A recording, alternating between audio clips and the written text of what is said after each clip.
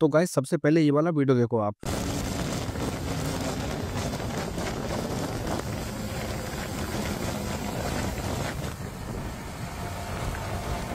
तो भाई लोगों, आपने जो बाइक हाल ही में टेस्टिंग में देखी है ना, उसको देखकर ही बहुत सारे लोगों के दिमाग में सवाल घूम रहा होगा, आखिर ये बाइक है कौन सी, और अभी तक आपको क्लियर नहीं हुआ है।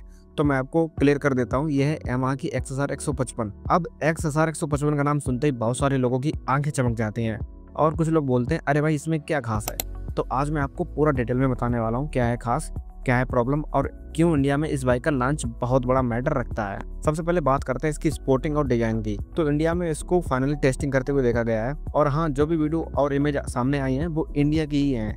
पीछे की रोड, आसपास की गाड़ियां, सब क्लियर प्रूफ है। अगर आप बाइक का डिजाइन ध्यान से देखोगे तो लगेगा ही नहीं कि ये बाइक कोई और मॉडल है। पीछे का exhaust style, around LED headlight, fuel tank का शेप और पूरी बॉडी, सब कुछ एकदम XSR 155 वाला वाइब देता है। कई लोग बोल रहे हैं कि शायद FZX का कोई नया वर्जन होगा, लेकिन भाई बिल्कुल ऐसा नहीं है, क्योंकि फीचर और इंजन सब कुछ क्लियर करते हैं कि ये वही बाइक है। अब आते हैं इंजन और फीचर्स पर। तो इसमें यामाहा का सबसे फेमस 155 सीसी का लिक्विड कूल्ड इंजन है, वही जो आपको R15 और MT15 में देखने को मिलता है। मतलब लगभग 18.4 bhp की पावर और 14.1 Nm का टॉर्क, और स्लीपर क्लच के साथ 6 स्पीड गियर बॉक्स। अब ये तो आप जानते ही हो, यामाहा के इस इंजन की खासियत है इसकी स्मूथनेस और हाई RPM पर रिब हैप्पी नेचर। ये इंजन छोटा जरूर है लेकिन मजेदार बहुत है।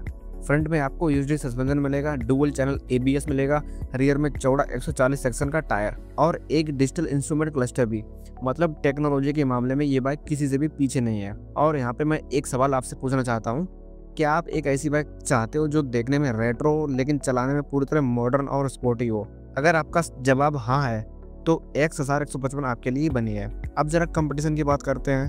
तो इंडिया में इसका सबसे बड़ा राइवल मैं मानता हूँ रॉयल एनफील्ड हंटर 350 को, क्योंकि दोनों का सेगमेंट, दोनों का कस्टमर बेस कहीं ना कहीं मैच करता है।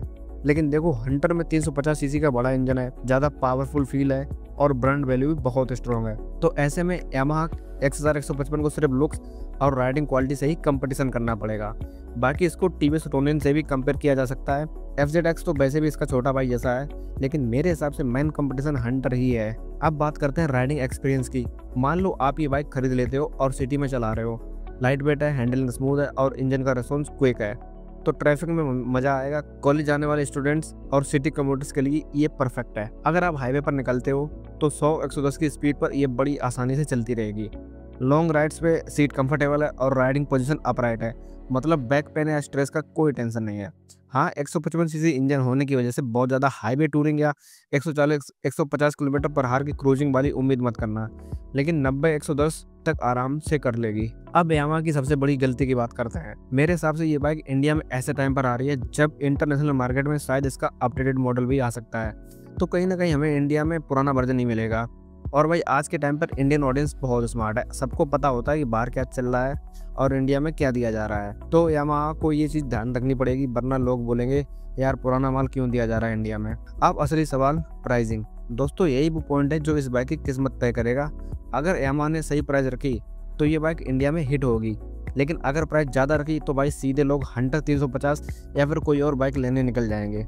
देखो, R15 और MT15 दोनों ही 2 लाख से ऊपर ऑन रोड बिक रही हैं। अगर XSR को भी वहीं ले जाकर बैठा दिया तो इसका कोई मतलब नहीं रहेगा। मेरे हिसाब से ये बाइक 1,80,000 से लेकर 1,90,000 ऑन रोड के बीच होनी चाहिए। अगर इससे ऊपर गई तो लोग बोलेंगे इतने में तो हंटर ले लो। हंटर में बड़ा इंजन है, रीसेल अच्छी है और ब्रांड वैल्यू बहुत स्ट्रॉन्ग है। तो अब सवाल ये है कि यामाहा इंडिया में कितनी स्मार्ट प्राइसिंग रखती है। अगर ये बाइक MT15 और R15 से सस्ती आई तो भाई धूम मचा देगी, क्योंकि तब ये यामाहा की सबसे किफ़ायती 155 सीसी लिक्विड कूल्ड बाइक बन जाएगी। अब आती है लॉन्च डेट की बात। तो न्यूज़ यही है कि 11 नवंबर को इंडिया में इसका लॉन्च किया जाएगा। मतलब दिवाली और फेस्टिवल सीजन का टाइम परफेक्ट रहेगा। कंपनी चाहे तो उससे पहले भी लॉन्च कर सकती है ताकि ज़्यादा सेल्स निकल सके। तो भाई अब वेट ज़्यादा लंबा नहीं है, सितंबर अक्टूबर निकालो और नवंबर तक इंडिया के शोरूम में XSR 155 देखने को मिल जाएगी। तो दोस्तों, ओवरऑल यही कहना चाहूँगा, यामाहा XSR 155 एक प्रीमियम प्रोडक्ट है, एकदम मॉडर्न फीचर के साथ लेकिन रेट्रो वाइब में। अगर आप एक ऐसे राइडर हो जो सिटी में ज़्यादा चलता है, हाईवे पे कभी कभी निकलता है और मॉडर्न टेक्नोलॉजी के लिए स्टाइलिश बाइक चाहता है, तो ये बाइक आपके लिए है। हाँ, अगर आप सिर्फ पावर और बड़े इंजन के पीछे भागते हो तो हंटर 350 आपके लिए बेस्ट है। तो चलिए भाई, ये थी आज की पूरी डिटेल अपडेट यामाहा XSR 155 के बारे में। आपको क्या लगता है, यामाहा सही टाइम पर सही प्राइस के साथ ये बाइक इंडिया में लॉन्च करेगी या फिर एक और मौका ख़राब कर देगी?